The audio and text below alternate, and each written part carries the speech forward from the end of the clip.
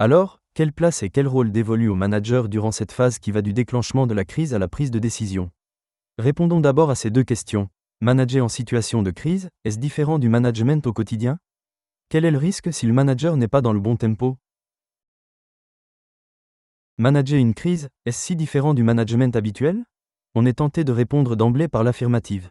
Il s'agit d'agir dans l'urgence, dans un cadre non prévu et avec l'obligation vitale de sortir de la crise. L'entreprise survit ou meurt.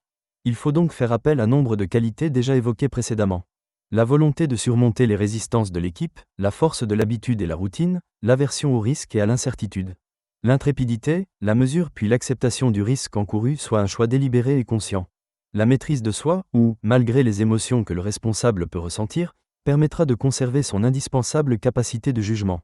La résolution, qui n'est pas un choix mais la capacité et l'obligation d'agir sous la pression des événements. Sans oublier que la sortie crise conduit fort souvent au changement, conduite qui nécessite là également un effort particulier du manager.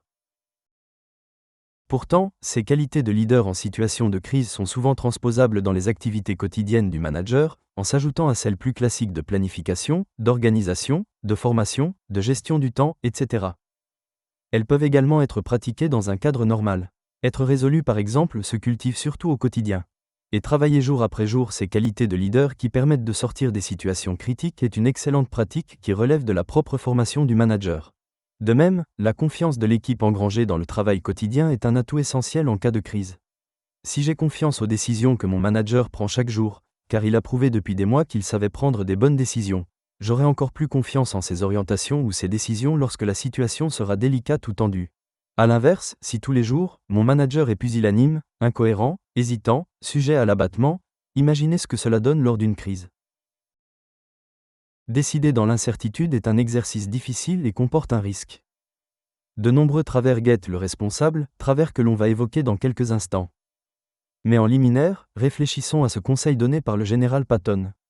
Un bon plan vigoureusement exécuté aujourd'hui vaut mieux qu'un plan parfait la semaine prochaine. Faire ce qu'il faut, comme il le faut et au bon moment, la recette du succès. Voici deux travers classiques qui guettent le manager en situation de crise. La prise de décision hâtive, rapide, d'instinct du manager souvent inefficace par manque de robustesse de la solution envisagée. Décision souvent prise en solitaire. Il sait, ou croit savoir, ce qui doit être fait donc il ne prend pas le temps de l'analyse.